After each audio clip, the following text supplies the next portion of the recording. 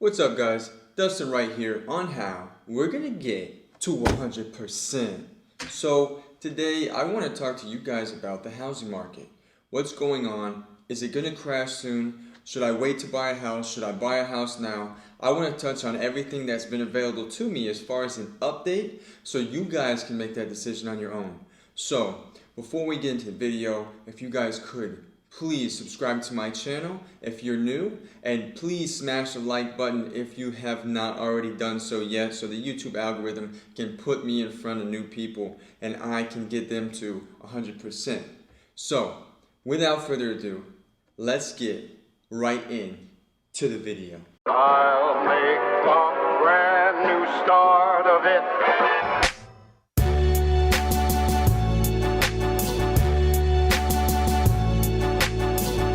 As you guys know, the housing market has been pretty crazy.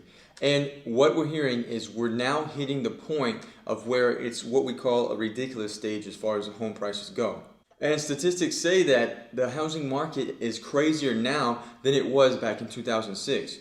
But we might start seeing a change because we have now entered the space that there were more homes hitting the market, as June shows that there was a significant amount of homes that hit the market. So with inventory coming back to the market, prices can start leveling out just a little bit. And lumber has been on a decline, over 40% decrease in lumber cost. So that is definitely going to play its part when it comes to the real estate market. So let's take a look at what's going to happen, what we can look at to give us a really good idea as to what home prices are going to do. Is it going to be a good time to buy now? Should we wait? What should we do with this crazy real estate market? So we know why the market got to where it was, right? Low interest rates, low inventory, and new construction prices gone up. Why was that? Because lumber was so expensive. The cost for the builder rose, so that means the cost for the buyer building the home rose a lot. So now that we know what drove the prices up,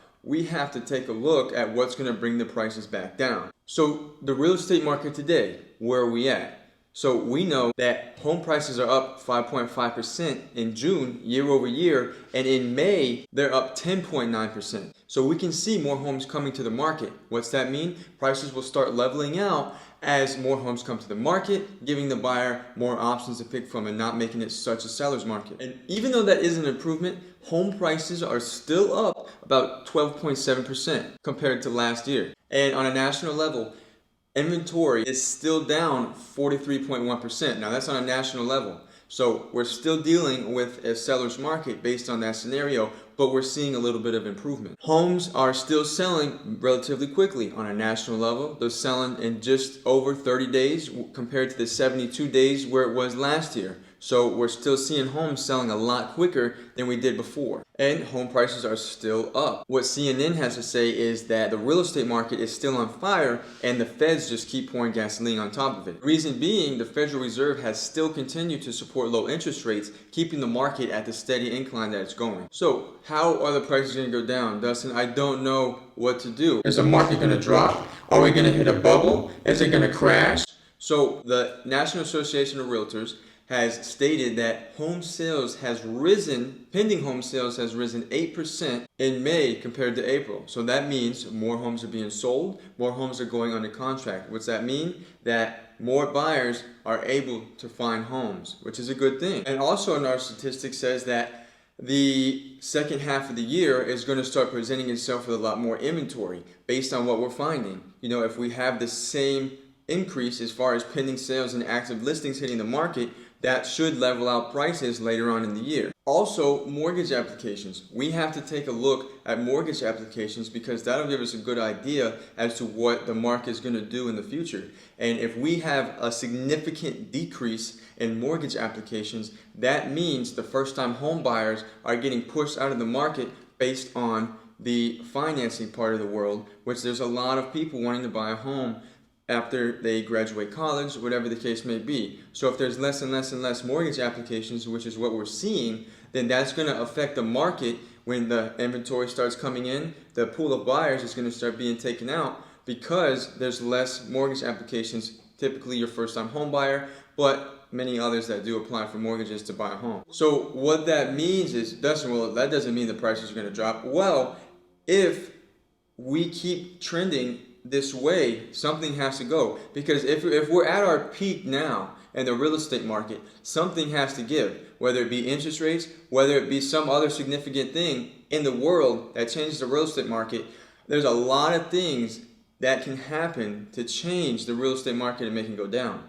which is what we're looking at. And it seems like we're going to see some type of a decline in some way, shape, or form as far as the real estate market goes. And material like lumber has gone down over 40%, like I said before. So that means the cost for the builders are getting a little bit less, meaning the cost for the buyer is should get a little bit less when it goes to buying a home. So with all these things happening, we're pointing in the direction that the sales price should go down a little bit. Also, another thing, remember June, we had an increase in homes that hit the market. What's that mean? The seller doesn't have as much power, meaning the buyer has more options, meaning the sales price must come down a little bit in order to attract a buyer to the property. So a lot of sellers can't quite get as greedy as they used to be based on the statistics saying of how many homes are coming into the market. So it looks like what's going to happen in the market is the feds aren't going to raise the interest rates. So what that means is the price of homes going to go down significantly? I think it'll go down, but I don't know how significant it will be. Because if we continue to have low interest rates through the next couple years, well, that's going to make the buying power easier for the home buyer to purchase a home.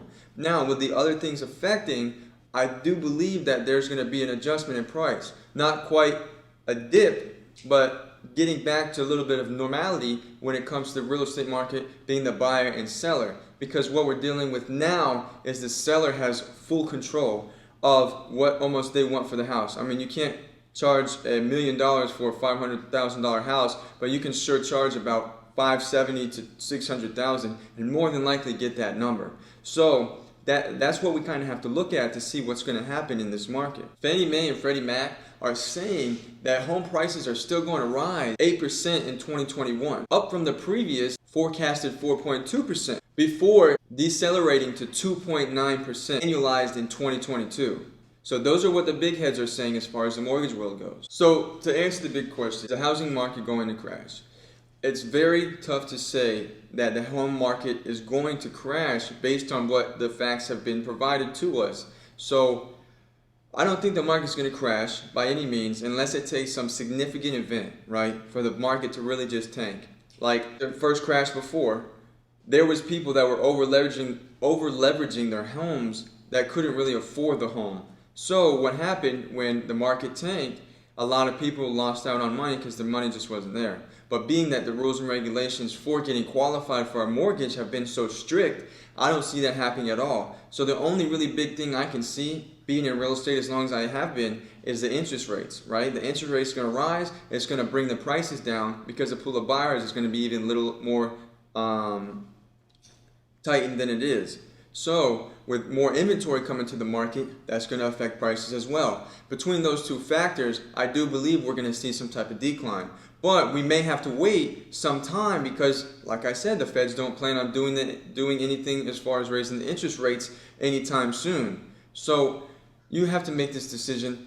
Think about what we went over in the video. If you guys have questions about if you should buy a house, who should I use, what should I do, should I build new construction, you guys can comment below. I'm happy to help because I want everybody to get to 100%.